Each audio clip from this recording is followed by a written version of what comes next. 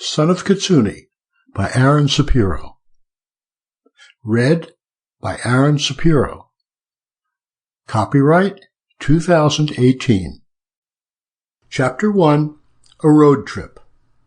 George Kohler and his friend Kim Smith had just returned from trail riding in the desert near Frenchman's Mountain. As they came from the garage into the kitchen of their hideaway outside Las Vegas, George was trying to cheer Kim up.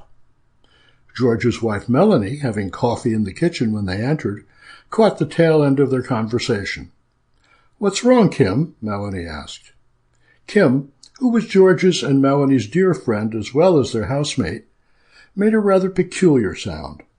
Mel guessed that it was some rude word in the dialect that Kim spoke when she took her native shape, a red fox.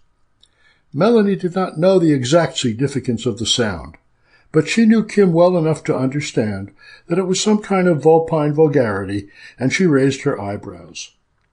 "I'm sorry, Mel," said Kim, "but in a few days I'll be in heat. This will be the 4th time I'm able to conceive a litter without a male in sight. It's very depressing. You know how I feel about kits." "I do, Kim."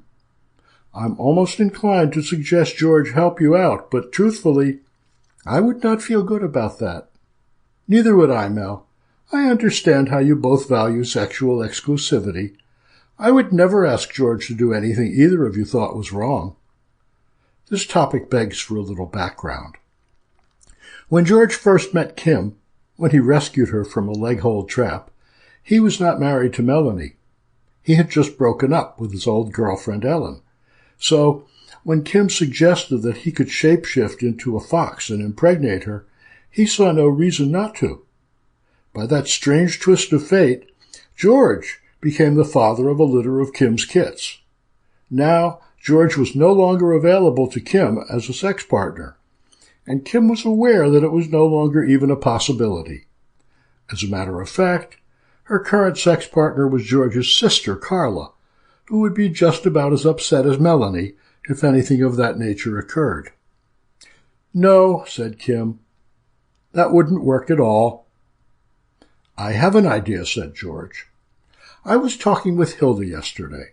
Her daughter Judy's 16th birthday is the day after tomorrow.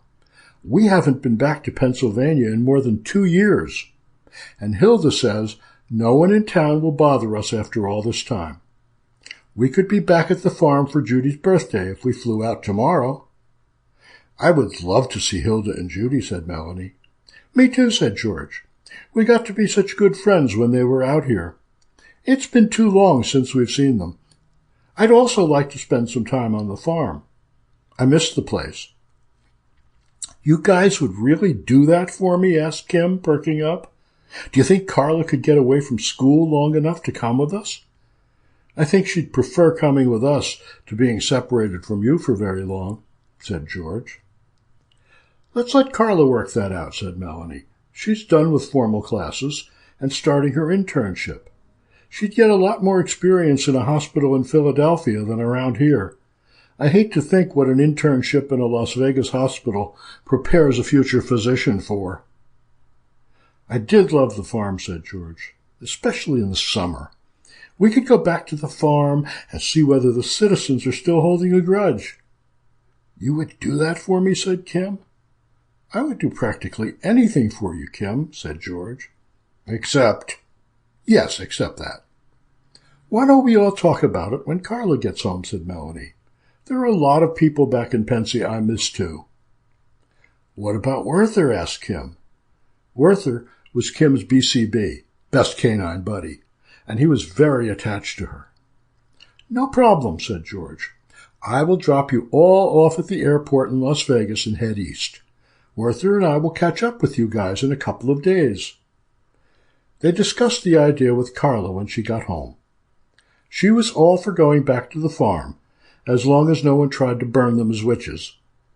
George made plane reservations online, and Kim, Melanie, George Jr., and Carla landed in Philadelphia International Airport in time for Judy's birthday.